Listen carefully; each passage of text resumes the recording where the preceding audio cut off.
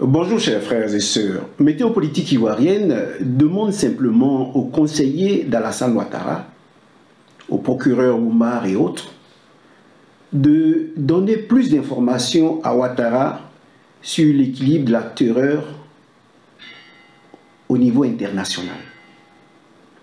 Parce que ce qu'il nous a dit lors de son discours du 31 décembre, sur sa capacité à mettre fin au 43e BIMA, parce qu'il nous dit que l'armée ivoirienne est prête, elle est bien formée, que maintenant les militaires français peuvent retourner chez eux. Eh bien, c'est archi faux. Pourquoi? Parce que la situation militaire sur le plan international a atteint un niveau tel que nous avons frôlé la Troisième Guerre mondiale. Pourquoi? Parce que Macron, le patron d'Alassane Ouattara, Biden et autres, ont mené une guerre hybride contre la Russie. Et ont considéré que la guerre Ukraine-Russie était une guerre préventive, c'est-à-dire une guerre que l'on commence pour tester l'adversaire par rapport à une guerre imminente. C'est-à-dire pour eux, la guerre de l'Ukraine contre la Russie allait leur permettre de mieux tester les capacités de défense de la Russie, d'attaque de la Russie, pour la détruire. Et ils étaient sur le point de passer à l'étape cruciale de la Troisième Guerre mondiale. Et nous avons frôlé la Troisième Guerre mondiale. Alors il est clair, il dit il n'y a pas de guerre préventive lorsqu'on parle de l'utilisation des armes nucléaires. Tu n'as pas envoyé des missiles nucléaires sur un pays et puis dit je vais tester pour voir. Non. Il dit lorsqu'on va atteindre, et puisque vous voulez passer à la guerre nucléaire, je vous préviens. Si vous commencez cette guerre, ne vous dites pas que c'est une guerre préventive. Non. La Russie ne va pas attendre d'être attaquée par des missiles nucléaires et répondre autrement. Non. Il dit dans notre conception de la guerre nucléaire, si la Russie déclenche des attaques, c'est parce que c'est une réponse aux attaques d'un potentiel agresseur. Et alors, les missiles vont se passer. Vous lancez des missiles vers nous. Nous avons étudié un système, disons, d'alerte précoce des attaques de missiles, qui vous détecte, qui sait où vous allez tomber, où vos missiles, quelles sont les zones, les territoires russes que vous allez attaquer, le temps que vous allez mettre, que les missiles vont mettre pour arriver sur le territoire, les dégâts que ça va causer, mais on sait aussi d'où sont parties ces attaques. Et alors, immédiatement, notre système répond. Et il dit, nous sommes en train de le perfectionner. Notre système répond. Et vous serez détruits autant que nous. Mais nous, puisque ce n'est pas nous qui avons attaqué, devant Dieu, nous prenons le monde en témoin, nous mourrons comme des martyrs parce que nous sommes défendus. Mais vous qui nous attaquez parce que vous ne voulez pas d'un monde multipolaire seulement pour ça. Parce que ce sont eux qui doivent gouverner le monde tout le temps. Et c'est ce que nous avons en Côte d'Ivoire. Les riches qui appauvrissent toujours les pauvres. Tout ce système que vous avez, les Billon, Tidiane, Ouattara, tout cela sont les riches qui veulent d'un monde monopolaire. Ils ne veulent pas d'un monde multipolaire. Donc tout cela sont pour une guerre contre la Russie. C'est ce que vous devez comprendre, vous les Ivoiriens et nous les Africains. Alors, après avoir dit cela, puisque il sait sur les cartes géographiques où sont les bases militaires, et la base militaire du 43e BIMA sera frappée aussi. N'oubliez pas. Parce que c'est là-bas que les gens cachent des armes nucléaires dans les mers, dans les sous-marins et autres. La Russie voit tout. Voilà pourquoi je dis il faut être responsable. Ce que Ouattara dit met la vie des Ivoiriens en danger en défendant aveuglément la France dans une guerre, une troisième guerre mondiale qui risque de nous éliminer de la terre. Ce n'est pas moi qui vous le dis. Vous aurez une vidéo que je vais vous montrer qui va vous le dire. Vous comprenez? Et donc c'est pour cette raison que ces gens sont en train de fermer le 43e BIMA, simplement. Ce n'est pas mes frères du RHDP.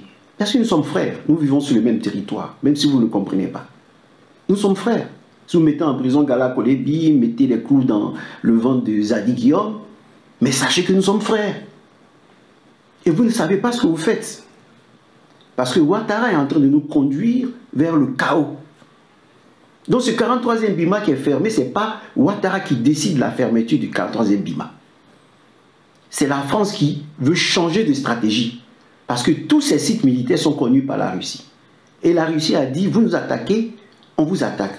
Maintenant, regardez bien le danger dans lequel Ouattara nous plonge. Après l'exposé de Tchani. Tchani vous a dit quoi? Il dit qu'ils vont se redéployer. Les militaires français vont se redéployer. Et puis, s'ils ne veulent plus de système de base, ils vont aller s'asseoir dans des endroits. Et c'est là que vous allez comprendre qu'ils vont vouloir attaquer la Russie d'autres endroits. Puisque le système russe détecte les attaques qui sont orientées vers la Russie. Donc, au lieu d'attaquer du territoire, par exemple, français, ils peuvent les attaquer de l'Afrique, de la Corne de l'Afrique, qui est non loin de la Russie. Ils peuvent l'attaquer de la Côte d'Ivoire, en lançant des missiles. Ils peuvent l'attaquer de tous ces pays qui collaborent avec la France pour accueillir leurs militaires. Ainsi, la réaction va aller directement vers ces pays, les détruire sur le champ, et non vers la France. Mais comme la Russie est la Russie, elle sait comment elle va se défendre, mais c'est ce que vous devez comprendre. C'est-à-dire, on déplace, la France est en train de déplacer la guerre vers l'Afrique. De telle sorte que les missiles vont partir d'Afrique. Parce que le système d'intervention rapide détecte les attaques et les territoires d'où ça vient. Donc, ils vont voir du territoire africain venir des missiles. Et donc, automatiquement, le système va réagir et aller détruire les pays africains, le continent africain. Vous comprenez? Voilà que la France fait de l'Afrique un bouclier humain, des Africains des boucliers humains, en déployant tout leur système de défense en Afrique. Parce qu'ils veulent que leurs collègues européens ne veulent pas que ce soit l'Europe qui soit attaquée, qui soit détruite. Donc, on est en train de déplacer tout vers les pays africains et on est content de les recevoir. Vous voyez, on est content de les recevoir. Ouattara parle de la couverture forestière, mais simplement ce sont les militaires qui vont mettre là-bas. On parle de la mine de Tanda parce que ces militaires vont se transformer en société de mines pour venir exploiter. Eh bien, c'est la même méthode qui s'est passée en Californie quand les Américains ont arraché la Californie au Mexique. Les militaires sont transformés en exploitants et ils ont commencé à s'enrichir. Eh bien, c'est ce qui est en train de se passer. Alors, dans un premier temps, la base militaire du 43e BIMA se déplace parce qu'ils ne veulent plus être sous le feu de la Russie. Et ils vont commencer à entrer dans notre système social, dans notre système d'exploitation, dans notre économie. Maintenant, là, ce que Tchani a dit, je vais vous faire voir une vidéo qui vous confirme la destruction potentielle de l'Afrique à travers le système de défense qu'est en train de dérouler Macron en Afrique. Écoutez. La Russie frappera les États-Unis frapperont la Russie et ils la détruiront. Nous mourrons comme des martyrs et vous mourrez comme des chiens. Mais cela sera le second acte. Le premier acte de cette simulation faite par les Américains eux-mêmes est que l'Europe sera détruite en 2 jours. Nous n'exercerons plus en 2 jours. Pensez cela. Cela se voit clairement que les premiers missiles arriveront en Europe Parce que l'Europe sera la scène des attaques de missiles. Excusez-moi, nous avons pensé seulement à la Sicile. Au centre de la Sicile, nous avons l'un des centres de commande à travers lequel tout le système des attaques de missiles américains est commandé. Par conséquent, que font les Russes? Ils étudient sur la carte géographique la situation et se disent, le premier coup sera là. Là, exactement. Conséquent, l'Europe sera frappée immédiatement au cours des 10 premières heures par une attaque nucléaire destructrice. Il n'existera plus Rome, il n'existera plus Milan, il n'existera plus Naples. Nous serons liquidés en 48 heures au maximum. Ils le disent eux-mêmes. Quelle que soit la simulation d'une attaque nucléaire, eh bien, tout cela aboutit à la destruction de l'Europe. Les Européens sont plus armés que nous. Eux-mêmes, ils ont des bombes atomiques. Mais que dit ce philosophe? Ce philosophe italien nous dit que l'Europe sera anéantie en 48 heures. Les 10 premières heures, ces missiles si puissants vont détruire l'Europe. Alors que dire l'Afrique? Nous qui n'avons même pas d'armes nucléaires. Que dire de l'Afrique? Voyez donc, nous allons voter en 2025. On en parlera. Mais sachez que c'est le président Laurent Gbagbo qui va nous faire sortir de cette situation. Parce que Ouattara est enfoncé jusqu'au cou. Il est en train de faire des choses qui risquent de détruire les Africains, de détruire les Ivoiriens. Vous êtes en train de suivre quelqu'un qui va nous amener à disparaître de la carte mondiale. Parce que vous savez que Sarkozy dit que nous sommes nombreux. Pour lui, c'est un fléau, notre démographie. Macron dit la même chose. Et vous savez que le petit groupe sur le plan mondial ne veut sur la Terre que 500 millions de personnes. Donc, ils s'en foutent d'une guerre, d'une troisième guerre mondiale. Et ils vont créer des tunnels, ils vont créer des trucs, se mettre dans des bunkers, dans la Terre, se cacher, aller sur les choses, dans d'autres planètes, enfin dans les satellites là, et détruire la Terre, tuer, disons, massacrer des millions de personnes, parce qu'ils ne veulent que 500 millions de personnes sur la Terre. Faites vos recherches. Alors, aujourd'hui, des gens comme Macron et autres commencent à redéployer leur armée pour nous exposer face à la guerre des missiles, à la guerre nucléaire. Et puisque le système, c'est une intelligence artificielle qui va répondre automatiquement, eh bien, nos pays seront détruits. Donc, à celui qui a des oreilles pour entendre, qu'il entende. Vous qui suivez Ouattara aveuglement, sans comprendre où il vous conduit, eh bien, il nous conduit dans le gouffre. Dans une fin des pays africains et surtout des populations africaines. Parce qu'eux, ils savent déjà comment ils vont récupérer les zones et puis les exploiter seuls. Ils seront 500 millions de personnes sur la Terre, pendant que nous avons détruit. Voilà donc le 31 décembre, le discours, je dirais, irresponsable de Ouattara. Parce que c'est irresponsable ce qu'il a tenu comme propos. Dit que lui décide la fermeture du 43e PIMA, c'est archi faux. Face aux menaces du président Poutine, chaque pays, comme on le dit, est en train de se chercher. Même les pays européens se disent « Ah, nous ne voulons pas être détruits » et chacun cherche une autre méthode. Mais la France de Macron continue parce que c'est la politique de l'audace. La politique de l'audace qui risque d'emporter lui-même. Donc ici, chers frères, ne restons pas là à faire la tempête dans un verre.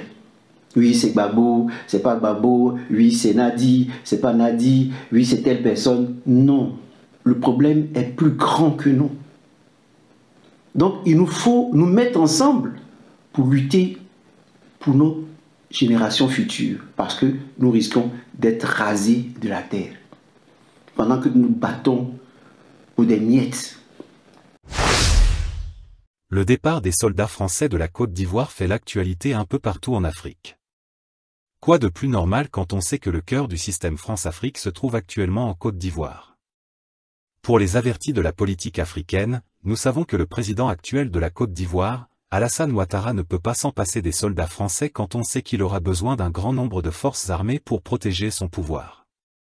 Un 4e mandat pour la population ivoirienne, c'est un mandat de trop. Aussi tous les alliés de l'actuel président avec lesquels il a promis de partager le pouvoir après qu'il ait pris aux mains de l'ex-président Laurent Gbagbo ont tous été éloignés du pouvoir les uns après les autres quand le moment est venu de partager le gâteau Côte d'Ivoire.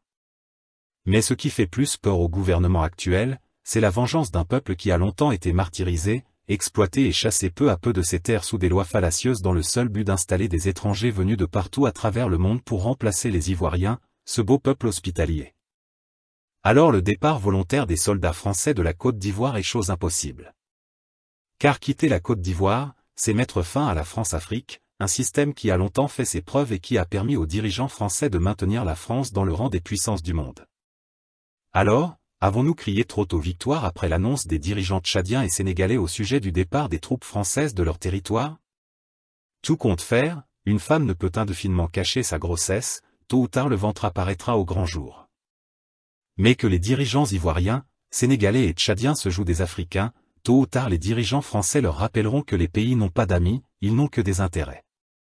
Et là, ces derniers comprendront qu'on ne peut pas manger à la table du diable et croire que c'est les autres qui paieront la facture. Ici tout est clair, les dirigeants français veulent tout simplement déployer leurs soldats dans des lieux moins médiatisés pour ne pas être sous le feu des projecteurs et des critiques comme l'a si bien dit le président nigérien Abdourahmane Tiani. Mais que les dirigeants français sachent que tôt ou tard, ils quitteront l'Afrique.